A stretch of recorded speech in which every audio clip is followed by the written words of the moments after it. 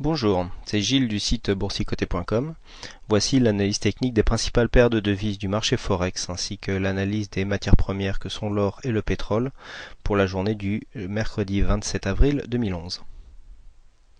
Et on commence tout de suite par l'euro-dollar. On s'était quitté juste avant une cassure des 1,4650 qui nous a valu un beau signal encore une fois puisque les 1,47 ont été atteints quasiment dans la foulée, ce qui nous a donné un signal de trade gagnant. Donc le signal était disponible sur l'analyse écrite de l'euro-dollar avant de marquer un nouveau point haut et de revenir ici sur cette ancienne résistance qui serait maintenant devenue support puisque l'on reste maintenant sur cette zone avant de repartir. Alors il ne faudra pas aller trop vite en besogne puisque nous avons une légère divergence que je vais vous matérialiser là.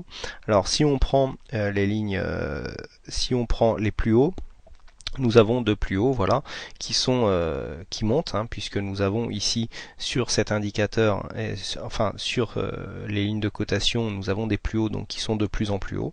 Et lorsque l'on regarde sur le RSI, si on trace la même ligne, eh bien on s'aperçoit que si on vient tracer là sur le plus haut et ici sur le plus haut, eh bien la ligne descend. C'est assez visible. Voilà, si on regarde ici au niveau des lignes, bon alors là ma ligne elle est un peu mal tracée, mais on le voit bien. Si on regarde au niveau du stochastique, eh bien on a un plus haut ici qui est plus haut que le prochain, et au niveau du MACD c'est encore plus visible puisqu'on a ici une ligne descendante. Alors cette configuration s'appelle une divergence baissière puisque nous avons des plus hauts qui sont de plus en plus hauts, mais au niveau des indicateurs on ne retrouve pas ces plus hauts. Donc ça marque un essoufflement de la tendance. Alors essoufflement, c'est assez visible puisque à peine nous avons marqué un nouveau plus haut par rapport à ce précédent plus haut que l'on revient tout de suite et qu'on ne sent plus une grosse dynamique. Ça s'était même vu sur la précédente phase de cassure puisqu'il avait fallu s'y reprendre à plusieurs fois pour casser cette résistance. Alors en général, une divergence, bon, ce n'est pas une science exacte, mais ça montre un essoufflement. On pourrait bien avoir donc une cassure des 1,4650 vers le bas, et donc voir une consolidation un petit peu de cette paire euro-dollar qui monte depuis maintenant quelques temps, puisque vous voyez que nous sommes partis à 1,3740, nous étions au 1er mars, nous étions à 1,3750, là nous sommes à 1,47 quasiment. Ça fait une montée quasiment tout en ligne droite. Il va bien falloir consolider tout ça à un moment ou à un autre. On fait confiance à certains de nos politiques pour faire ressurgir les problèmes de dette européenne au moment opportun et donc nous faire redescendre un petit peu cet euro. Sachant que là, si on constate une montée de l'euro-dollar, c'est pas l'euro qui monte, mais plus le dollar qui est massacré en ce moment. Suite au problème un peu de dette américaine, et puis en même temps, les Américains, ça les arrange, ça les permet d'avoir une dévaluation stratégique et donc permettre de booster un petit peu leurs exportations. Tout ça est voulu, bien entendu, et donc on pense que nos dirigeants de la Banque Centrale Européenne ne vont pas rester les bras croisés et donc on devrait voir ressurgir des problèmes de dette européenne très bientôt. Ça, c'est assez probable. On passe tout de suite au câble. Donc le câble qui est lui plus calme, puisque depuis que nous avions été marqués ici ce plus haut à 1,65 proche des 1,66, j'allais dire 1,65,90, ici nous avons marqué un plus haut à 1,66 pardon, eh bien nous sommes redescendus et puis nous n'arrivons plus à casser ce plus haut puisqu'après avoir marqué un plus haut sur cette bougie à 1,6581, eh bien les cours sont en train de redescendre. Il n'y avait pas pourtant de zone de surachat notable. Vous voyez, on avait un bon potentiel au niveau des indicateurs, mais nous n'arrivons pas à casser cette zone ici. Donc pour l'instant nous sommes en range capé entre 1,66 et 1,6430 pardon.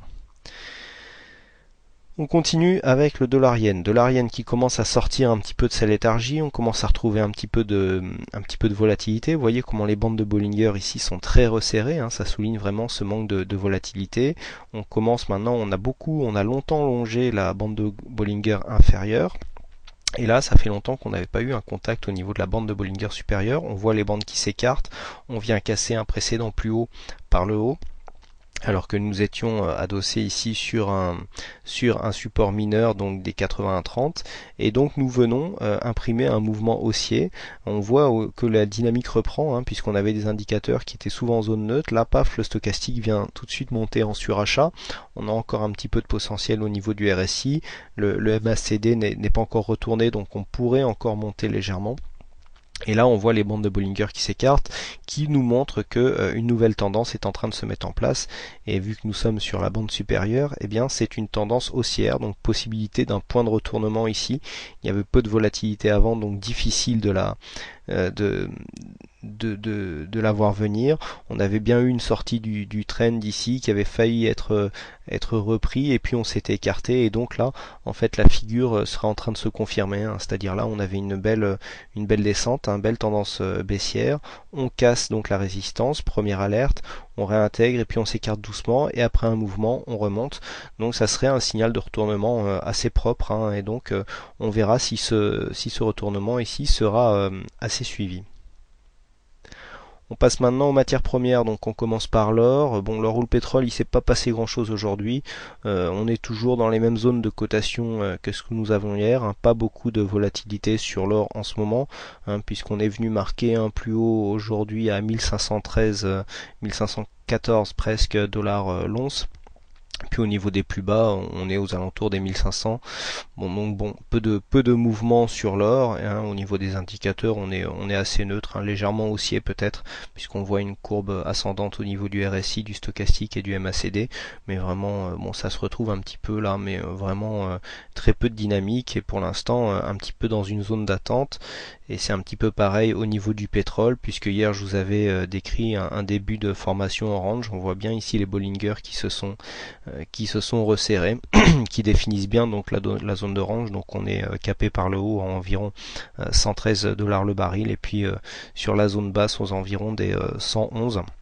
Voilà, donc entre 111 et 113 pour l'instant, pareil, pas de réelle tendance, en position d'attente sur le brut léger américain, ce qui se remarque au niveau des indicateurs, tous en zone neutre. Là on n'a même pas une petite tendance positive, un petit peu comme sur l'or. Là on est vraiment flat au niveau de la tendance, pas d'amplitude ici sur MACD, une évolution horizontale sur le stochastique et sur le RSI, donc on va attendre une cassure par le haut ou par le bas de cette zone de range pour essayer de trouver une tendance à prendre.